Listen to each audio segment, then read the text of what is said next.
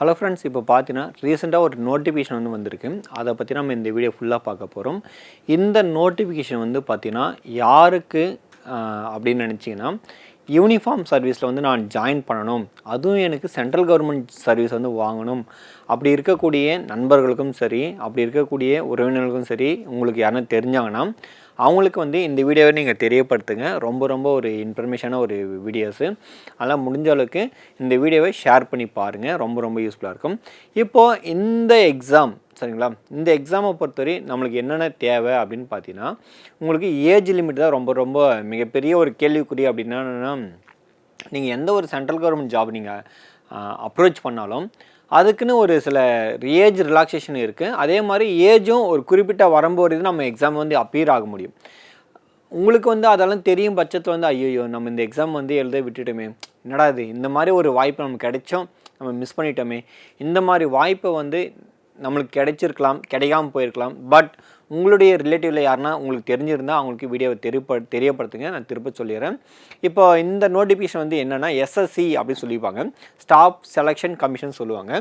அதாவது staff selection commission அதுலேருந்து வந்திருக்கக்கூடிய ஒரு இம்பார்ட்டான ஒரு நோட்டிஃபிகேஷன் சரிங்களா. இதுலேருந்து என்ன சொல்லியிருக்காங்க அப்படின்னா, யூனிஃபார்ம் சர்வீஸு ஆல்ரெடி தெரியும். யூனிஃபார்ம் சர்வீஸ்னாலே நம்ம என்ன சொல்லிக்கலாம், போலீஸ் அப்படின்னு சொல்லிக்கலாம் சரிங்களா. போலீஸ்மேன் அப்படின்னு சொல்லுவாங்க. அதாவது அந்த யூனிஃபார்ம் சர்வீஸ்க்கான sub inspector in Delhi police, அதுக்கப்புறம் பார்த்தீங்கன்னா சென்ட்ரல் ஆர்ம்டு போலீஸ் சரிங்களா, central armed police force examination. இது பார்த்தீங்கன்னா எப்போ வந்திருக்குன்னா 2025க்கான நோட்டிஃபிகேஷன் வந்திருக்கு. அதுக்கப்புறம் இதில் பார்த்தா என்னென்ன சொல்லியிருக்காங்க அப்படின்னு சொல்லிட்டு ஒன்று ஒன்றா நம்ம பார்க்கலாம். ஃபஸ்ட்டு எப்போ சார் ஆன்லைன் அப்ளிகேஷன் ரிலீஸ் ஆகுது அப்படின்னு பார்த்தீங்கன்னா 26/9/2025 சரிங்களா, அப்போ ஸ்டார்ட் ஆகுது. எப்போ சார் முடியுது அப்படின்னு பார்த்தீங்கன்னா 16/10/2025. நம்ம டிஎன்பிஎஸ்சி எக்ஸாம்லாம் எடுத்திங்கன்னா 30 நாட்கள் வரை எக்ஸாமுக்கு டைம் அப்ளை பண்ணுறதான சான்சஸ் தருவாங்க. ஆனால் நம்ம எஸ்எஸ்சி போர்டை பொறுத்தவரை இந்த இடத்துல பார்த்தீங்கன்னா 20 நாட்கள் தான், அப்ராக்சிமேட்லி ஒரு 20 நாட்கள் தான் டைம் கொடுத்துருக்காங்க. ஆனால் முடிஞ்ச அளவுக்கு நீங்கள் இப்போவே நீங்கள் அப்ளை பண்ண ஸ்டார்ட் பண்ணிவிடுங்க. ஏன்னா நம்ம வீடியோ அப்லோட் பண்ணுற டேட் உங்களுக்கு பார்த்தீங்கன்னா எப்போன்னு தெரியல. பட் ஆனால் செக் பண்ணிங்க, 26ஆம் தேதி நம்மளுக்கு வந்துட்டு இருக்குது. அது ரொம்ப ரொம்ப முக்கியம். அதுக்கப்புறம் பார்த்தீங்கன்னா இந்த இடத்துல இங்கே பாருங்கள், last date and time for receipt online application. So last date என்னென்னா அதே தான் சொல்லியிருக்காங்க, 16/10/2025 அந்த மிட் நைட் 11 o'clock வரை அப்படின்னு சொல்லியிருக்காங்க சரிங்களா. நம்ம டிஎன்பிஎஸ்சி அப்ளிகேஷன் பார்த்தோன்னா 12 வரை இருக்கும். பட் ஆனால் இவங்க 11 o'clock சொல்லியிருக்காங்க. அதுக்கப்புறம் சார் லாஸ்ட் நாள் தான் இருக்கே அப்படியே ஒவ்வொரு நாளையும் கடத்திட்டு போகாமல் இருக்கக்கூடிய நாட்களில் சீக்கிரமாக அப்ளை பண்ணிவிட்டு படிக்க ஸ்டார்ட் பண்ணுங்கள். அதுக்கப்புறம் பார்த்தீங்கன்னா எப்போ சார் எக்ஸாம் நடத்துவாங்க அப்படின்னா பாருங்கள், scheduled of computer based examination சரிங்களா. அதாவது சிபிடி மோட் தான் சொல்லுவாங்க. அதாவது எக்ஸாமுடைய டேட் பார்த்தீங்கன்னா அவங்க என்னென்னு அக்யூரேட்டாக சொல்லலை. பட் ஆனால் மந்த்தை சொல்லியிருக்காங்க, பர்டிகுலராக அந்த டியூரேஷன் மந்த்து சொல்லியிருக்காங்க. நவம்பர் டு டிசம்பருக்குள்ளே நடக்கும் அப்படி சொல்லியிருக்காங்க. இது எல்லாமே பார்த்தீங்கன்னா ஒரு டென்டேட்டிவ் தான் சரிங்களா. மேபி உடனே என்ன பண்ணலாம், மாற்றலாம், இல்லை முன்கூட்டியே கூட வைக்கலாம், அந்த மாதிரி சான்சஸ் இருக்குது. அதுக்கப்புறம் இன்கேஸ் சார் நான் எல்லாமே அப்ளை பண்ணி முடிச்சிட்டேன், பட் ஆனால் நான் அப்ளிகேஷனில் ஒரு சின்ன ஒரு மிஸ்டேக் ஆச்சு சார், அதை எடிட் பண்ணுறதுக்கான ஆப்ஷன் என்னைக்குன்னு பார்த்தீங்கன்னா அதுக்கான டேட் கொடுத்துருக்காங்க. Application form correction and online payment correction அப்படின்னு இருந்துச்சுன்னா அதுக்கான டேட் பார்த்தோன்னா 2 days, அதாவது 2 days கொடுத்துருக்காங்க. 24/10/2025 to 26/10/2025 கொடுத்துறா. ஆல்மோஸ்ட் 3 days இருக்குது, 24, 25, 26. இந்த 3 நாட்களில் என்ன பார்த்தீங்கன்னா நீங்கள் என்ன அப்ளிகேஷன் இருக்கக்கூடிய ஸோ எடிஷன் ஆப்ஷன் அது நீங்கள் என்ன பண்ணிக்கலாம், செக் பண்ணிக்கலாம். கரெக்ஷன் என்ன இருந்தால் கூட நீங்கள் மாற்றிக்கலாம். இன்கேஸ் உங்களுக்கு எதனா டவுட் இருக்கும் பட்சத்தில் நீங்கள் என்ன பண்ணிக்கலாம்னா இந்த டோல் ஃப்ரீ நம்பரில் நீங்கள் கான்டாக்ட் பண்ணிக்கலாம். 1800-309-3063 இந்த நம்பரில் நீங்கள் என்ன பண்ணிக்கலாம், கான்டாக்ட் பண்ணிக்கலாம். அதுக்கப்புறம் பார்த்தீங்கன்னா ஒரு சில இன்ஃபர்மேஷன் நம்ம என்னென்ன இருக்குன்னு சொல்லிட்டு பார்த்துடலாம். இந்த இடத்துல சொல்லியிருக்காங்க sub inspector in Delhi police and central armed police force அப்படி சொல்லியிருக்காங்க, CAPF அப்படி சொல்லிட்டு. இப்போது இந்த எக்ஸாமை பொறுத்தவரை அவங்க கொடுத்துருக்கிற ஏஜ் ரிலாக்ஸேஷன் பார்த்தீங்கன்னா நீங்கள் ஓபிசி கேட்டகரியாக இருந்தீங்கன்னா உங்களுக்கு 3 வருஷமும் ஸோ ரிலாக்ஸேஷன் கொடுப்பாங்க. அதுக்கப்புறம் பார்த்தீங்கன்னா இதே நீங்கள் SC ST அந்த ஷெடியூல் கேஸ்டில் நீங்கள் இருந்தீங்கன்னா உங்களுக்கு 5 வருஷம் ரிலாக்ஸேஷன் டைம் தருவாங்க சரிங்களா. அதுக்கப்புறம் பார்த்தீங்கன்னா இந்த எக்ஸாமுக்கு ஏஜ் லிமிட் என்னன்னு சொல்லிட்டு நம்ம பார்த்துடலாம். அதுக்கு முன்னாடி சேலரி ஒரு சில விஷயம் வந்து சொல்லியிருக்காங்க, அதையும் நம்ம பார்த்துடலாம். கவனிங்க. சப் இன்ஸ்பெக்டர் வந்து பார்த்தீங்கன்னா எவ்வளோ சேலரி அப்படின்னு பார்த்தீங்கன்னா இங்கே லெவல் 6ல் 35,400 ருபீஸ்லேருந்து 1,12,400 வரை நம்மளுக்கு கொடுக்குறாங்க. சரிங்களா? இது எல்லாமே பார்த்தோன்னா குரூப் பி போஸ்டிங். சரிங்களா? என்னது குரூப் பி போஸ்டிங் சொல்கிறாங்க. அதே பார்த்தீங்கன்னா இங்கே சப் இன்ஸ்பெக்டர் இந்த இடத்துல பார்த்தீங்கன்னா இங்கே டெல்லி போலீஸ். சரிங்களா? இங்கே டெல்லி போலீஸில் அதுக்கான ஸ்கேல் பே பார்த்தீங்கன்னா என்ன இருக்குது, லெவல் 6ல் 35,400 to 1,12,400 ருபீஸ் வந்து சொல்கிறாங்க. இது வந்து பார்த்தீங்கன்னா குரூப் சிக்கான போஸ்டிங். சரிங்களா? குரூப் சிக்கான போஸ்டிங். சரிங்க சார், இப்போ இது வரையும் நம்ம பார்த்தோன்னா நம்ம அப்ளிகேஷன் என்னைக்கு ரிலீஸ் ஆகுதுன்னு பார்த்துட்டோம். அதுக்கப்புறம் பார்த்தோன்னா எக்ஸாமுக்கான டேட் எதுன்னு பார்த்துருக்கோம். அதுக்கப்புறம் பார்த்தீங்கன்னா எவ்வளோ சேலரியும் பார்த்துருக்கோம். அதுக்கப்புறம் பார்த்தோன்னா எவ்வளோ வேகன்சிஸ் ஆகும்னு சொல்லிட்டு பார்க்கலாம். கவனிங்க. இந்த வேகன்சியை பொறுத்தவரை எல்லாமே டென்டேட்டிவ் தான். சரிங்களா? Tentative vacancy. இது மேபி இன்க்ரீஸ் ஆகலாம், டிக்ரீஸ் ஆகலாம், எல்லாம் வேணும் நடக்கலாம். அதுக்காக டென்டேட்டிவாக ஒரு சில வேகன்சி சொல்லியிருக்காங்க. அதாவது சப் இன்ஸ்பெக்டர் வந்து பார்த்தோன்னா டெல்லி போலீஸுக்கு. சரிங்களா? இது வந்து மேலுக்கான வேகன்சி. சரிங்களா? தனித்தனியாக பிரித்து சொல்லியிருக்காங்க. நான் பல முறை சொல்லியிருக்கேன், நீங்கள் எந்த ஒரு நோட்டிஃபிகேஷன் வந்தாலும் அதில் இருக்கக்கூடிய நீங்கள் என்ன கேட்டகரி. சரிங்களா? ஏன்னா நம்ம சென்ட்ரல் கவர்மெண்ட் ஜாபெல்லாம் நம்ம அப்ளை பண்ணும்போது நம்ம எல்லாம் எங்கே வருவோம், ஜென்ரல் இல்லைன்னா போய்ட்டு நம்ம எழுத முடியும். அதுக்கப்புறம் பார்த்தா ஓபிஸில் போய் எழுத முடியும். இல்லை நீங்கள் ஃபார் எக்ஸாம்பிள் எஸ்சி எஸ்டி பீப்புளாக இருந்தீங்கன்னா நீங்கள் என்ன பண்ணலான்னா பர்டிகுலர் அதில் கூட நீங்கள் எழுத முடியும். சரிங்களா? அப்போ இந்த இடத்துல வந்து அதுக்கான வேக்கன்சி எவ்வளோ இருக்குதுன்னு சொல்லிட்டு அதை பேஸ் பண்ணி தான் நம்ம படிக்கணும். ஏன்னா இது ஓவரால் இந்தியான்னு சொல்லும்போது கொஞ்சம் ஹெவியான காம்படிஷன் இருக்கும். அதை மனதில் கருதி கொஞ்சம் நல்லா படிக்கணும். ஃபஸ்ட்டு பார்த்தீங்கன்னா ஓப்பன் கேட்டகரியில் வந்து பார்த்தீங்கன்னா 50 பேருக்கும், ஓபிசியில் வந்து பார்த்தீங்கன்னா 27 பேருக்கும், எஸ்சிக்கு வந்து 15, அடுத்து எஸ்டிக்கு வந்து 8, எக்கனாமிக்கலி வீக்கர் செக்ஷன் சொல்லுவாங்க, அதுக்கு வந்து 14 மெம்பர்ஸு. ஸோ ஆக மொத்தம் 114 பேர். சரிங்களா? 114 பேர் ஓப்பன் கேட்டகரியில் வந்து நம்மளுக்கு வந்து இங்கே எடுக்கிறாங்க. சரிங்களா? அடுத்து எக்ஸ் சர்வீஸ் மேனில் வந்து பார்த்தீங்கன்னா இங்கே என்ன இருக்குது, 4 பேர். அடுத்து வந்து ஓபிசியில் 2 பேர், இங்கே எஸ்சியில் ஒருத்தர், அப்புறம் பார்த்தீங்கன்னா எஸ்டியில் வந்து ஒருத்தர். அடுத்து இங்கே டோட்டலாக பார்த்தீங்கன்னா நம்மளுக்கு 8 மெம்பர்ஸ். அதுக்கப்புறம் பார்த்தோன்னா ex service man special category சொல்லுவாங்க. அதில் ஏதோ ஒரு டைப் ஆஃப் கேட்டகரி இருக்குது. அதில் வந்து எவ்வளோ வேகன்சினா 6 பேர். அதுக்கப்புறம் பார்த்தோன்னா 10% ரிசர்வேஷன் ஃபார் டிபார்ட்மெண்ட் கேண்டிடேட்ஸ். சரிங்களா? இப்போ ஆல்ரெடி டிபார்ட்மெண்ட்டில் ஒர்க் பண்ணுவாங்க. அவங்க என்ன பண்ணிக்கலாம்னா பதவி உயர்வு வந்து எனக்கு வேணும், ஸோ நான் ஹை ப்ரொமோஷன் போகணும் அப்படின்னு நினச்சின்னா திருப்பம் வந்து எக்ஸாம் எழுதி அவங்களுடைய தகுதியை வந்து என்ன பண்ணிக்கணும் டெவலப் பண்ணிப்பாங்க. அந்த மாதிரி இருக்கக்கூடிய பீப்புள்ஸ்க்கு வந்து பார்த்தோன்னா 10% வந்து என்ன பண்ணுறாங்க ஒதுக்குறாங்க. அப்போ அவங்களுக்கான வேகன்சி எவ்வளோனா 14. ஆக மொத்தம் 142 வேகன்சி வந்து பார்த்தீங்கன்னா யாருக்கு, டெல்லி போலீஸ்க்கு வந்து மேலுக்கான வேக்கன்சியை கொடுக்குறாங்க. ஃபீமேல் கேட்டகரியில் வந்து பார்த்தோன்னா இவங்களுக்கு வந்து எவ்வளோ வேக்கன்சி கொடுக்குறாங்கன்னா ஓப்பன் கேட்டகரியில் வந்து பார்த்தோன்னா 70 ஃபுல்லாக கொடுத்துட்டு அதனுடைய ஓவரால் டோட்டல் 70. இந்த 70ல் வந்து பார்த்தோன்னா ஜென்ரலில் வந்து 32, ஓபிஸில் 17, எஸ்சி 9, எஸ்டி வந்து 5, அப்புறம் பார்த்தா எக்கனாமிக்கலி வீக்கர் செக்ஷன் அவங்களுக்கு வந்து பார்த்தா 7 வேக்கன்சி கொடுக்குறாங்க. சரிங்களா? ஸோ இவங்களுக்கு வந்து 70 வேக்கன்சி கொடுக்குறாங்க. அடுத்து பார்த்தீங்கன்னா கவனிங்க, சப் இன்ஸ்பெக்டர் ஜிடி. சரிங்களா? சிஏபிஎஃப்ல வந்து மொத்த வேக்கன்சி வந்து எவ்வளோ கொடுத்துருக்காங்க அப்படின்னு பார்த்தா டோட்டலாக நம்ம இங்கே எடுக்கும்போது கவனிங்க 2861 வேக்கன்சி. சரிங்களா? எவ்வளோ 2861 வேக்கன்சி கொடுக்குறாங்க. அதுக்கப்புறம் பார்த்தீங்கன்னா இதில் எக்ஸ் சர்வீஸ் மேனுக்கு வந்து பார்த்தோன்னா 10% வந்து ஒதுக்குறாங்க. அவங்களுக்கு வந்து எவ்வளோ இருக்குன்னா 286 வந்து இருக்குது. ஆக மொத்தம் ஒரு பல்கான ஒரு வேக்கன்சி. கொஞ்சம் நீங்கள் கஷ்டப்பட்டு படித்தாலே கண்டிப்பாக என்ன பண்ணலாம், எக்ஸாம் கிளியர் பண்ணலாம். பட் ஆனால் நீங்கள் இப்போ ப்ரெஷராக படிக்கிறீங்கன்னா கொஞ்சம் கஷ்டம் தான். ஏன்னா இது லெவல் 1 லெவல் 2ன்னு இருக்கும். பட் ஆனால் உங்களுடைய ஹார்ட் ஒர்க்கை பொறுத்து, உங்களுடைய ஸ்கில்லை பொறுத்து, உங்களுடைய மார்க் வந்து எவ்வளோ சீக்கிரமாக நீங்கள் கெயின் பண்ணிக்க நீங்கள் அந்தளவுக்கு உழைக்கிறீங்களோ அதுக்கான ரிசல்ட் வந்து உங்களுக்கு கண்டிப்பாக கிடைக்கும். அடுத்து வந்து பாருங்கள் இங்கே என்ன இருக்குது அப்படின்னு பார்க்கலாம். அடுத்துல இது வந்து வேக்கன்சி சொல்லியிருக்காங்க, இவ்வளோ நம்பர் ஆஃப் வேக்கன்சி இருக்குது.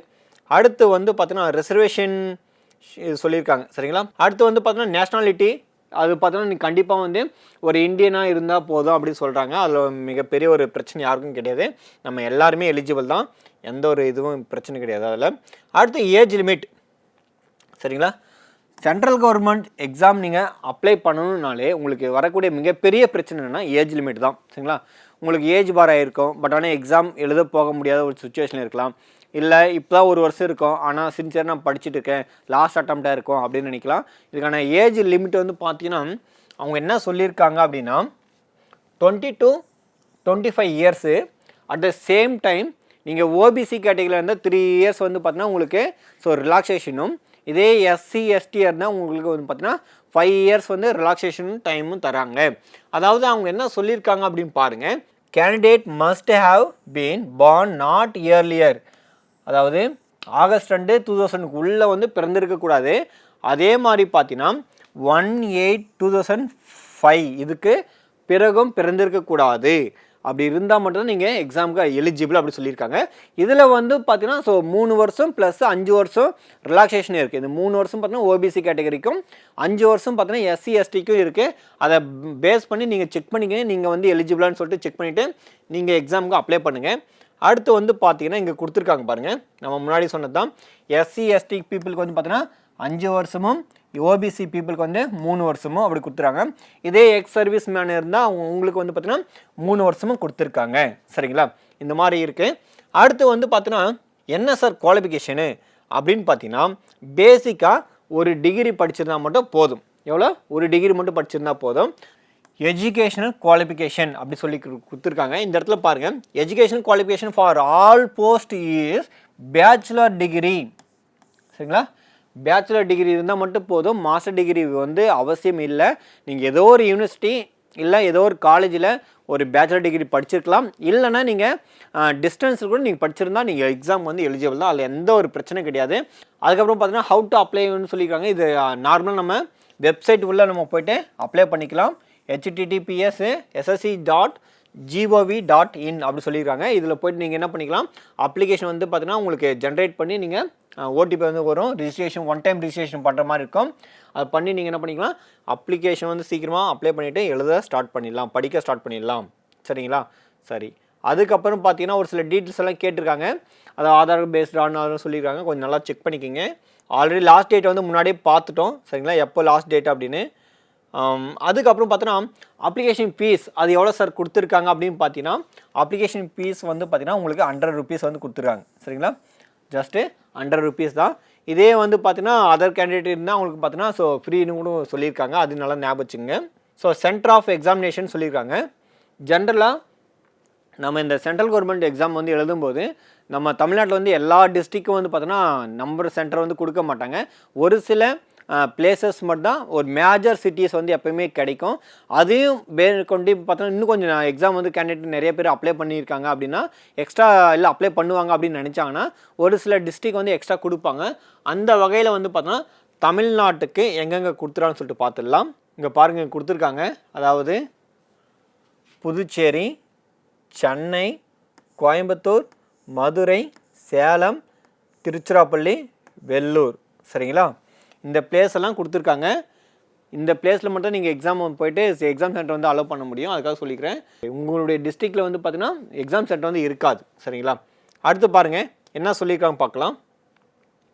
அடுத்து வந்து எக்ஸாமுடைய ப்ரொசீஜர். சரிங்களா, ஸ்கீம் ஆஃப் எக்ஸாமினேஷன் அப்படின்னு பார்த்தீங்கன்னா கவனிங்க, இதுதான் ரொம்ப ரொம்ப முக்கியம். சரிங்களா, நீங்கள் எப்போவுமே ஒரு எஸ்எஸ்சியில் நீங்கள் படிக்கணும் அப்படின்னு நினச்சிங்கன்னா இவங்க என்ன பண்ணுவாங்கன்னா ரொம்ப ரொம்ப ஷார்ட் டைமில் வந்து அடுத்தடுத்த லெவலுக்கு எடுத்துகிட்டு போவாங்க. பேப்பர் 1 முடிச்சோன்னா அடுத்து பேப்பர் 2 ரொம்ப ஷார்ட் டைமில் இருக்கும். சரிங்களா, அடுத்தடுத்த மூவ் டைம் பண்ணிகிட்டே இருப்பாங்க. அதனால் வந்து பார்த்தீங்கன்னா நீங்கள் ஒன்ஸ் நீங்கள் எஸ்எஸ்சி நீங்கள் ப்ரிப்பேர் பண்ணுற மாதிரி நீங்கள் இருந்தீங்கன்னா ரொம்ப சீக்கிரமாக வந்து ஜாபை வந்து வாங்கிடலாம். பட் ஆனால் நீங்கள் என்ன பண்ணணும், at the same time well prepare பண்ணக்கூடிய ஒரு ஸ்டூடெண்ட்ஸாக இருக்கணும். சரிங்களா, ரொம்ப குயிக்கான டைம் தான் இருக்கும், சீக்கிரமாக நீங்கள் கிளியர் பண்ணிடலாம். அதுக்காக சொல்லிக்கிறேன். இப்போ பார்த்தீங்கன்னா ஃபஸ்ட்டு இவங்க என்ன சொல்கிறாங்கன்னா இந்த எக்ஸாமுடைய பேட்டர்ன் வந்து பார்த்தீங்கன்னா மொத்தம் 4 விதமான பேப்பர்ஸ் வந்து ஸோ ஸ்ப்ளிட் பண்ணியிருக்காங்க. ஒவ்வொரு பேப்பருக்கும் எவ்வளோ கொஷின்ஸ்னால் 50 கொஷின்ஸு ஆக மொத்தம் 200 கொஷின்ஸு. சரிங்களா, 200 கொஷின்ஸ் வந்து சொல்கிறாங்க. பட் ஆனால் டைம் டியூரேஷன் எவ்வளோங்க, 2 hours தான். எவ்வளோ, 2 hours தான். அதில் இருக்கக்கூடிய ஒவ்வொரு கொஷின்ஸ்க்கும் உங்களுக்கு வந்து பார்த்தோன்னா ஒவ்வொரு மார்க் தான். ஏன்னா பார்த்தோன்னா 50 questions 50 marks, 50 question 50 mark, 50 question 50 mark, 50 question 50 mark. அப்போது இந்த மொத்தம் இருக்குது பார்த்தீங்களா, 4 செக்ஷன் இருக்குது பார்த்தீங்களா, இந்த 4 செக்ஷனுக்கும் அவங்க என்ன சொல்கிறாங்க பாருங்கள், with sectional timer of 30 minutes for each part. ஒவ்வொரு பார்ட்டுக்கும் 30 மினிட்ஸாக இருக்கும். அப்போ ஃபஸ்ட்டு பார்ட் வந்து உங்களுக்கு பார்த்தீங்கன்னா என்ன இருக்குது, ஜென்ரல் இன்டெலிஜென்ட் அண்ட் ரீசனிங். இது வந்து ஃபஸ்ட்டு நீங்கள் 30 மினிட்ஸில் என்ன பண்ணணும், 50 கொஸ்டின் வந்து நீங்கள் என்ன பண்ணணும், ஆன்சர் பண்ணணும். அடுத்த லெவல் சரிங்களா, அடுத்த ஒரு 30 மினிட்ஸ் என்ன பண்ணணும் உங்களுக்கு, general knowledge and general awareness அது ரிலேட்டட் இருக்கக்கூடிய 50 கொஸ்டின்ஸு. அடுத்து குவான்டிட்டி ஆப்டிடியூட் சரிங்களா, குவான்டிடேட்டிவ் ஆப்டிடியூட் அது. அப்புறம் பார்த்தா இங்கிலீஷ் காம்ப்ரிஷன்ஸ். ஸோ இந்த மாதிரி 4 பார்ட்டாக இருக்கிறதுக்கூடிய அந்த கொஷின் பேட்டர்னை ஜஸ்ட்டு ஃபஸ்ட்டு ஒரு 30 மினிட்ஸ், அடுத்தது ஒரு 30 மினிட்ஸ், அந்த மாதிரி 4 பார்ட்டை பிரித்து வந்து என்ன பண்ணுறாங்கன்னா அவங்க 2 ஹவர்ஸில் வந்து எக்ஸாம் வந்து நடத்துகிறாங்க. இது வந்து ஃபஸ்ட் பார்ட் சரிங்களா, பேப்பர் 1. இதே பாருங்கள் பேப்பர் 2 கவனிங்க. இங்கே பேப்பர் 2வில் பொறுத்தவரை என்ன சொல்கிறாங்கன்னா இங்கிலீஷ் லாங்குவேஜ் அண்டு காம்ப்ரிஹென்ஷன் தான் சரிங்களா. இங்கே எவ்வளோ கொஷின்ஸ் இருக்குன்னா 200 கொஷின்ஸ் இருக்குது. நம்பர் ஆஃப் மார்க்ஸ் வந்து 200 தான். இங்கே வந்து பார்த்தா 2 ஹவர்ஸ் அப்படி சொல்லியிருக்காங்க சரிங்களா, 2 ஹவர்ஸ் அப்படி சொல்லியிருக்காங்க. அப்போது இந்த பேப்பர் 1ஐயும் பாருங்கள், பேப்பர் 2ஐயும் பாருங்கள் சரிங்களா. இந்த பேப்பர் 1ஐயும் பேப்பர் 2ஐயும் நீங்கள் பார்த்தீங்கன்னா இங்கே அதிக இம்பார்ட்டன்ட் என்ன இருக்குது அப்படின்னு பார்த்தீங்கன்னா இங்கிலீஷ் லாங்குவேஜ் கொடுத்துருக்காங்க.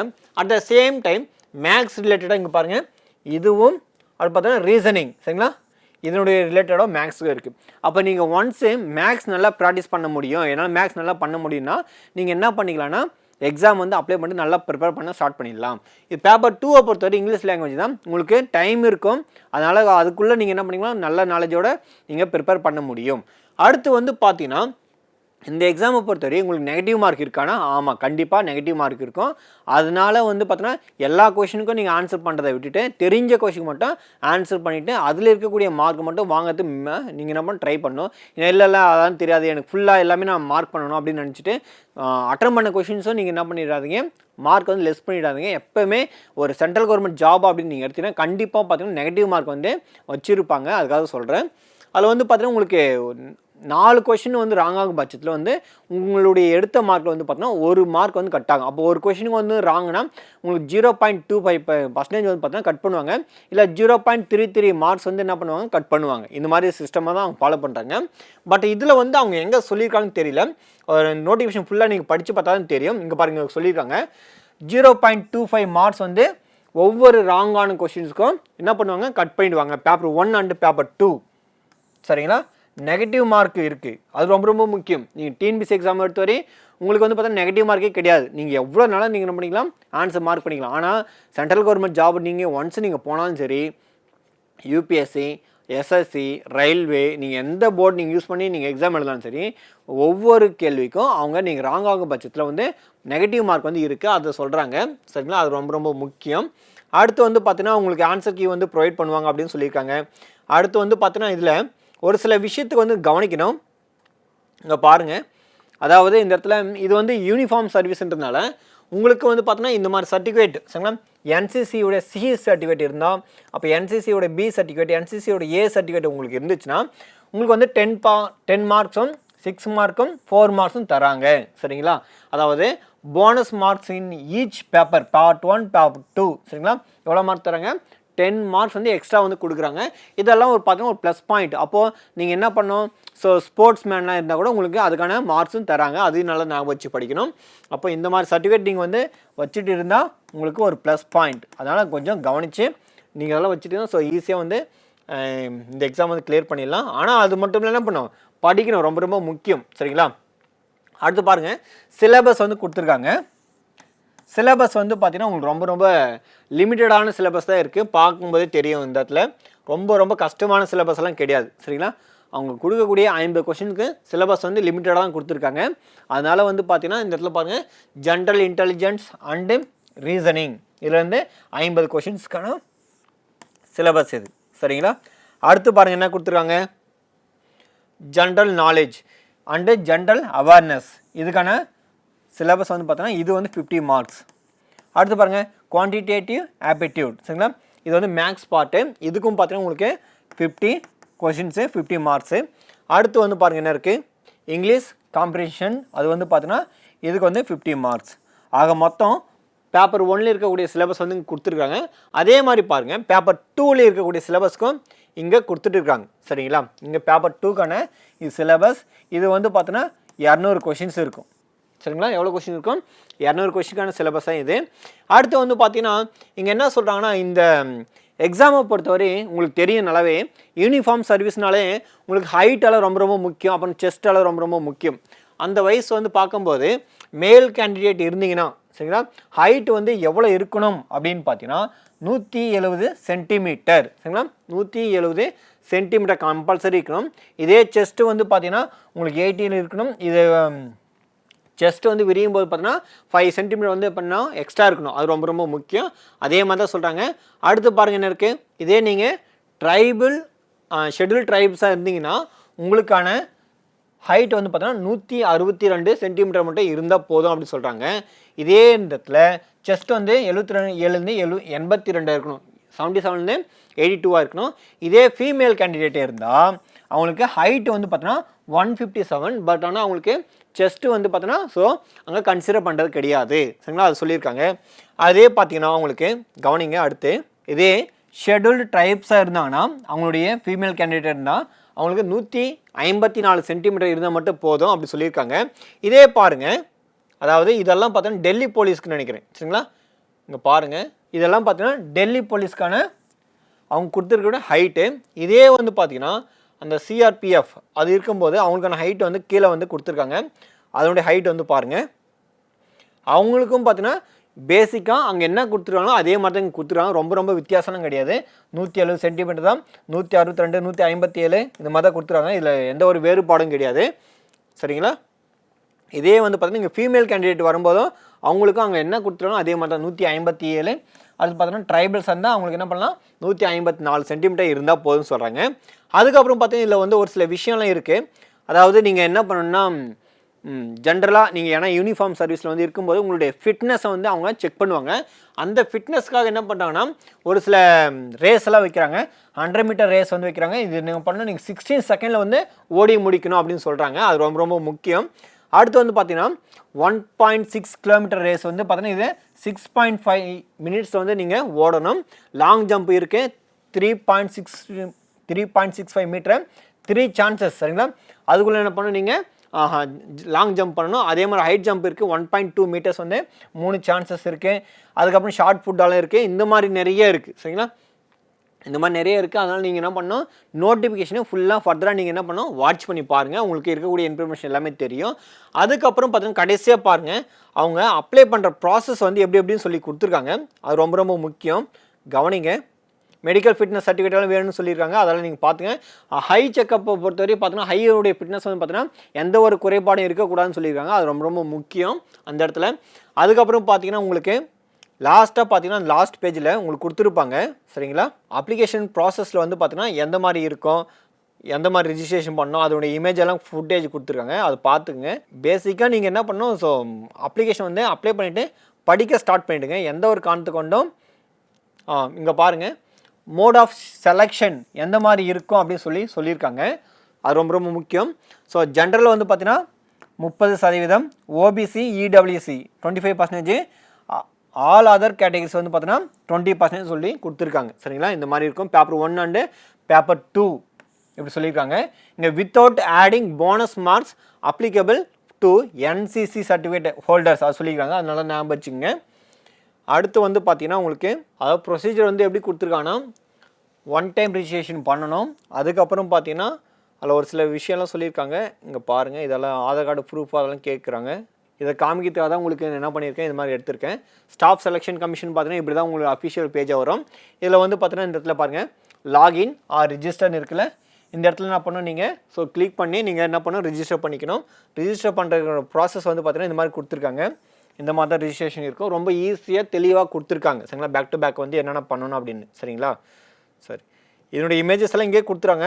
நீங்கள் அப்ளிகேஷன் வந்து பார்த்தீங்கன்னா உங்களுக்கு ஸோ ப்ராசஸ் வந்து பாருங்கள் எப்படி கொடுத்துருக்காங்கன்னா இந்த மாதிரி ப்ராசஸ் சொல்லிக்கிறாங்க சரிங்களா. மொத்தம் 4 ப்ராசஸ் கொடுத்துருக்காங்க. அப்புறமா கண்டினியூ சொல்லிட்டு இந்த மாதிரி கொடுத்துருக்காங்க. இந்த மாதிரி தான் இருக்கும். நீங்கள் அடுத்தடுத்து ஃபர்தராக வந்து என்னென்ன பண்ணணுன்றவுடைய ஃபுல் டீட்டெயில்ஸ் வந்து இவங்க அடுத்தடுத்து கொடுத்துருக்காங்க சரிங்களா. இந்த மாதிரி தான் இருக்குமே ஃபுல்லாக. அதனால் நீங்கள் இருக்கக்கூடிய அப்ளிகேஷன் வந்து ஃபுல்லாக நீங்கள் என்ன பண்ணால் அப்ளிகேஷன் டெவலப் பண்ணி நோட்டிஃபிகேஷன் டெவலப் பண்ணி நீங்கள் இதனுடைய ப்ராசஸ் எல்லாம் பாருங்கள். ஈஸியாக நீங்கள் உங்கள் வீட்டில் இருந்தே நீங்கள் ஃபோன்லேருந்தே நீங்கள் அப்ளிகேஷன் வந்து அப்ளை பண்ணி முடிக்க முடியும். முடிஞ்ச அளவுக்கு சீக்கிரமாக உட்காந்துட்டு படிக்க ஸ்டார்ட் பண்ணுங்கள். டைம் ரொம்ப ரொம்ப கம்மியாக இருக்குது சரிங்களா. மீண்டும் அடுத்த சந்திப்போம். நன்றி.